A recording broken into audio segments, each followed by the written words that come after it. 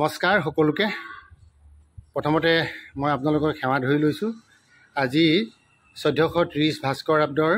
ভাদ মাহৰ 4 তাৰিখ আৰু ইংৰাজী 2024 বৰ্ষৰ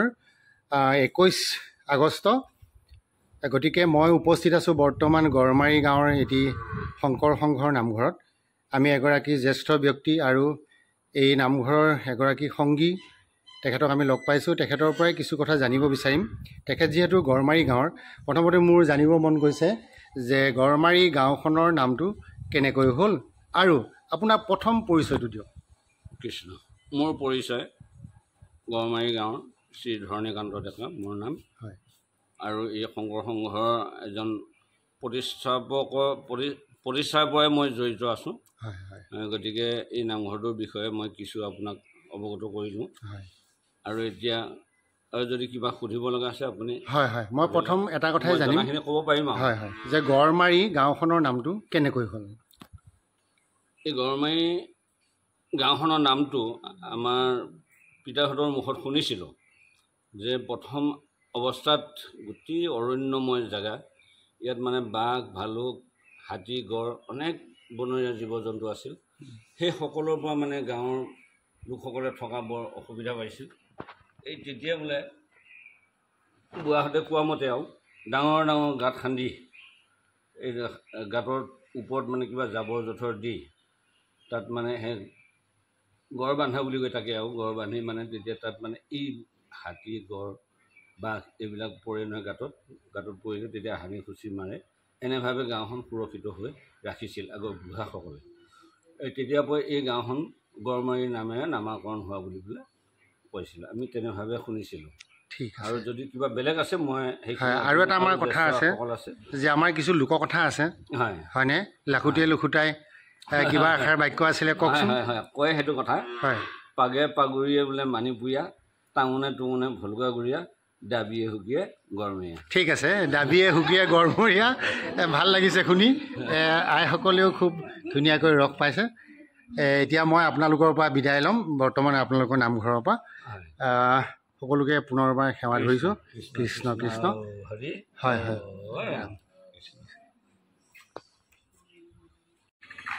এইটো হৈছে গড়মাৰী গাঁৱৰ 150 বছৰীয়া এটা নামঘৰ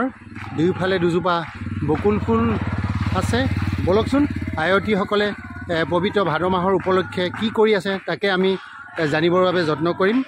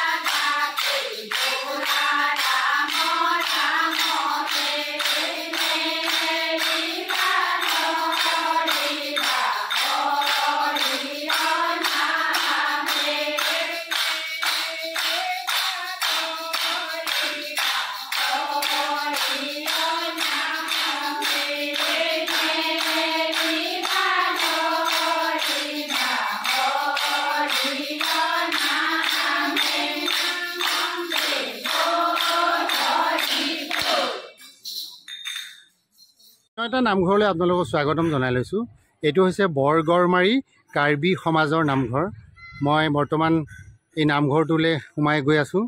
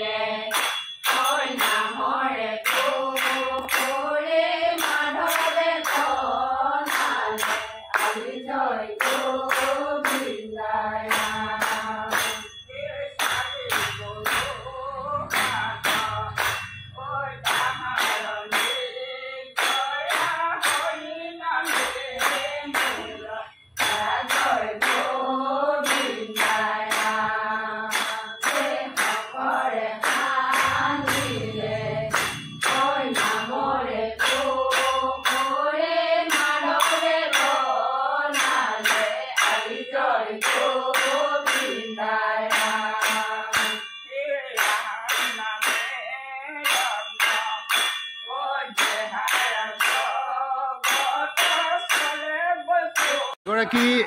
কাৰ্বি সমাজৰ জ্যেষ্ঠ ব্যক্তি তথা ভকতক লগ পাইছোঁ। মই তেওঁৰ পৰা জানিব বিচাৰিছোঁ যে আপোনাৰ পৰিচয়টো কওকচোন। প্ৰথমতে মোৰ পৰিচয় আপোনাৰ গড়মাৰী ঘৰ। হয়, নামটো কওক। নামটো আপোনাৰ ভৱেন বাংঠাই। হয় হয়, মই কাৰ্বি সমাজৰ ন। মই এটা কথা আপোনাৰ পৰা জানো যে এইখন বৰগড়মাৰী গাঁওখনৰ নামটো কিয় হ'ল, কেনেকৈ হ'ল? এইটো আপোনাৰ আগতে বোলে আমাৰ বুঢ়াসকলে তাৰমানে ক'ৰবাত মানে গড় মাৰিছিলে, গড় মাৰাৰ কাৰণে মানে সেই নামটো দিলে গড়মাৰী। হয় হয় হয়। আৰু এটা কথা মই জানিব বিচাৰিছোঁ, আপোনালোক যিহেতু কাৰ্বি সমাজৰ মানুহ হয়নে, কাৰ্বি সম্প্ৰদায়ৰ মানুহ, যে আপোনালোকৰো নামঘৰ নাছিলে আগতে? নামঘৰ নাছিলে, আপোনালোকৰ ডেকাচাং আছিলে হয়নে? এই ডেকাচাঙৰ পৰা এই নামঘৰলৈ আপোনালোকে কেনেকৈ আহিলে অকণমান কওকচোন। তাৰমানে এইটো এনেকুৱা হ'ল আপোনাৰ আমাৰ ডেকাচাংখন আপোনাৰ কিবা মানে আমাৰ ৰাইজৰ কিবা মিটিং চিটিং হ'লে তাত আমাৰ বুঢ়া সমাজে বহায়, কিবা কিবি আমাৰ নিয়ম নীতি এইবিলাক কথা পাতে, আমাৰ কাৰ্বি সমাজৰ এইবিলাক নিয়ম নীতি। তাৰপৰা তাত অলপমান অসুবিধা হোৱাতে মানে আমাৰ এই এনেকুৱা নামতি যেতিয়া হ'ল, নাম গাব যেতিয়া লগীয়া হ'ল, তেতিয়া আমি আমাৰ ইয়াতে আপোনাৰ এই নামঘৰটো আমাৰ স্থাপন কৰোঁ। হয় হয়। কিমান চনৰ নামঘৰটো প্ৰতিষ্ঠা কৰি লৈছে? মানে এইটো হয়তো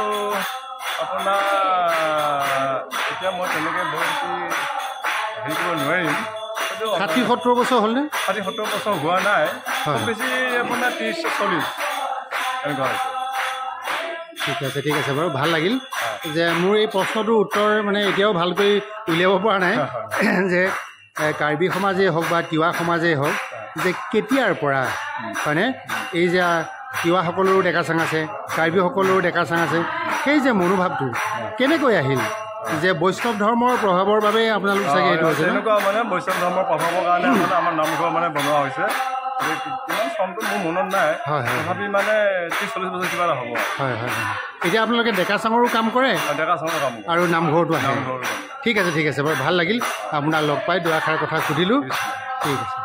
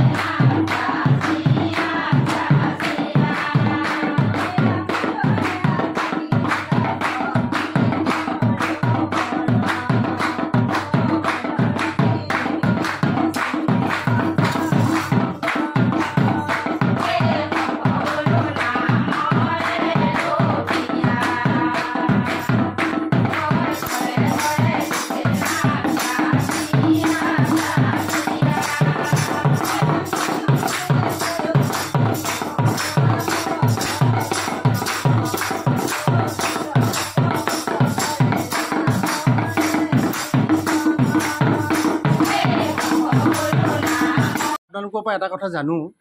যে একেলগে দুটা নামঘৰ আছে জুৰীয়াকৈ হয়নে অকণমান কওকচোন আপোনালোকৰ নামঘৰটো আৰু সেই নামঘৰটো একে সমানে প্ৰতিষ্ঠা কৰিছিলেনে হয় কিমান বছৰমান হৈছে আপোনালোকৰটো 60 বছৰমান হ'লনে হয় এই যে দুটা নামঘৰ আছে সেইটো নামঘৰ কি শৰণীয়া নামঘৰ নেকি হয় হয় আৰু আপোনালোক ঠিক আছে এইখিনি কি বুলি কয় ঠাইখনৰ নাম পানী কাউৰী বৰি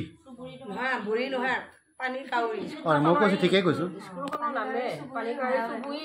হয় হয় ঠিক আছে গোটেই মাহটো নাম ধৰিবনে আপোনালোকে ভাদ মাহটো হয় ঠিক আছে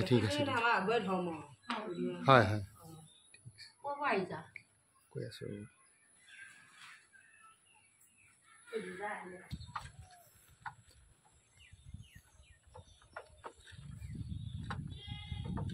মোৰ সৌভাগ্য ভাদ মাহৰ নামঘৰে যি সোণালী যাত্ৰা কৰিছোঁ সেই সোণালী যাত্ৰাত মই গড়মাৰীত উপস্থিত আছিলোঁ আৰু সেই সুযোগতে যিহেতু গড়মাৰীত সুধাকণ্ঠ ডক্টৰ ভূপেন হাজৰিকাৰ আৱক্ষ মূৰ্তি স্থাপন কৰা হৈছে এয়া মই দেখুৱাইছোঁ আপোনালোকক গাঁওখনৰ এটা প্ৰতিচ্ছবি দিবলৈ যাওঁতে গাঁওখনত কি আছে তাকো মই আপোনালোকক দেখুৱাবলৈ যত্ন কৰিছোঁ দুগৰাকী গাঁৱৰ জ্যেষ্ঠ ব্যক্তি লগ পাইছোঁ মোৰ এয়া বাওঁ কাষে আছে মই তেখেতৰ পৰাই নামটো জানি ল'ম নামটো কওক আপোনাৰ শ্ৰী মনীন্দ্ৰ ডেকা হয় আপোনাৰ নাম মোৰ নাম ৰঞ্জন ডেকা হয় দুয়োগৰাকী গড়মাৰী গাঁৱৰ জ্যেষ্ঠ ব্যক্তি যিহেতু ডক্টৰ সুধাকণ্ঠ ভূপেন হাজৰিকাৰ আৱক্ষ মূৰ্তিটো আছে গাঁৱৰ বাবে এটা গৌৰৱৰ কথা হয়নে যিহেতু এগৰাকী বিশ্ববৰেণ্য শিল্পী কওকচোন অকণমান ডক্টৰ সুধাকণ্ঠ ভূপেন হাজৰিকাৰ এই আৱক্ষ মূৰ্তিটো কেতিয়া স্থাপন কৰিছিলে আপোনালোকে এইটো 2019 চনত 28 অক্টোবৰ তাৰিখে তিৱা সাহিত্য পৰিষদৰ তৰফৰ পৰা মানে এই ডক্টৰ ভূপেন হাজৰিকাৰ যিটো আৱাস মূৰ্তি আমি তিৱা সাহিত্য পৰিষদৰ উন্নয়ন পুঁজিৰ পৰা 2019 চনত আমি ৰাইজৰ অনুৰোধক্ৰমে তেতিয়া আছিলে EM হিচাপে আমাৰ ডিমেশ্বৰ বৰদলৈ ডাঙৰীয়া তেখেতৰ সান্নিধ্যতে আমি এই ভূপেন হাজৰিকা আৱাস মূৰ্তিটো পাবৰ কাৰণে সক্ষম হৈছিলোঁ লগতে ঠাইটুকুৰাত আমি ৰাখিছিলোঁ মানে শিল্পী বিষ্ণু ৰাভা জ্যোতিপ্ৰসাদৰ তিনিজনেই আৱাস মূৰ্তিটো সৃষ্টি কৰিবৰ কাৰণে আমি এই ঠাইটুকুৰা ৰাখিছিলোঁ কিন্তু সৌভাগ্যক্ৰমে সেই বছৰ তেখেতৰ উন্নয়ন পুঁজিয়ে আমাৰ এই ডক্টৰ ভূপেন হাজৰিকাদেৱৰ যিটো আৱাস মূৰ্তি দি অঞ্চলটোৰ কাৰণে এটা উন্নয়নৰ পদক্ষেপ গ্ৰহণ কৰা বুলি আমি অনুভৱ কৰোঁ ঠিক আছে ভাল লাগিলে আপোনাৰ কেনেকুৱা অনুভৱ যে সুধাকণ্ঠ ডক্টৰ ভূপেন হাজৰিকাৰ যে আৱক্ষ মূৰ্তিটো ইয়াত আছে কেনেকুৱা অনুভৱ হয় আপোনাৰ এইখিনিতে থকাৰ কাৰণে আপোনাৰ মানে খুবেই সুন্দৰ হৈছে হয় ঠাইটুকুৰা আপোনাৰ মানে সুন্দৰ এটা পৰিৱেশ সৃষ্টি হৈছে সেইটোৱে আৰু প্ৰতি বছৰে ডক্টৰ ভূপেন হাজৰিকাৰ মৃত্যু তিথিয়ে হওক বা জন্মতিথিত কিবা অনুষ্ঠান প্ৰতিষ্ঠান কৰা হয়নে মৃত্যু তিথিত আমি মানে যেতিয়াৰ পৰা তেখেতৰ বিয়োগ হৈছিলে তেতিয়াৰ পৰা আমি মৃত্যু তিথিটো বাকীভাৱে সদায় পালন কৰোঁ আৰু সেইদিনাখন অঞ্চলৰ বিশেষ ব্যক্তিসকলৰ আৰু শিল্পীসকলৰ সহযোগত আমি নিয়মীয়াভাৱে তেওঁ মৃত্যু তিথিটো সদায় পালন কৰি আহি আছোঁ ঠিক আছে ভাল লাগিলে ভাদ মাহৰ নামঘৰে সোণালী যাত্ৰাত লগ পালোঁ যেতিয়া সুধাকণ্ঠ ডক্টৰ ভূপেন হাজৰিকাক একাজলি শ্ৰদ্ধা আগবঢ়াবৰ বাবে এনেদৰে পৰিচয় জ্ঞাপন কৰালোঁ ৰাইজক ঠিক আছে দুয়োগৰাকীকে আমাৰ ফালৰ পৰা ধন্যবাদ জ্ঞাপন কৰিছোঁ এয়া যি নামঘৰে সোণালী যাত্ৰা আৰম্ভ কৰিছোঁ এই সোণালী যাত্ৰাত এতিয়া মই উপস্থিত আছোঁ ৰাতি তীখাবৰী নামঘৰত ভকত বৈষ্ণৱে ইতিমধ্যে তেওঁলোকে নাম আৰম্ভ কৰিছে কিছু নামঘৰত দিনৰ ভাগতো ভকত বৈষ্ণৱে নাম কীৰ্তন কৰে আৰু কিছু নামঘৰত গধূলিও নাম কীৰ্তন কৰে ভাদমহীয়া গতিকে এয়া মই তীখাবৰীত উপস্থিত আছোঁ তীখাবৰী নামঘৰত তেওঁলোকে ভকত বৈষ্ণৱে গধূলি নামঘৰত কৰিছে তাৰে আপোনালোকক ৰেঙনি এটা দেখাবলৈ মই তীখাবৰীত সোমাইছোঁ এয়া মোৰ ভাইটিয়ে ভকতসকলৰ ফালে কেমেৰাটো ঘূৰাই দিছে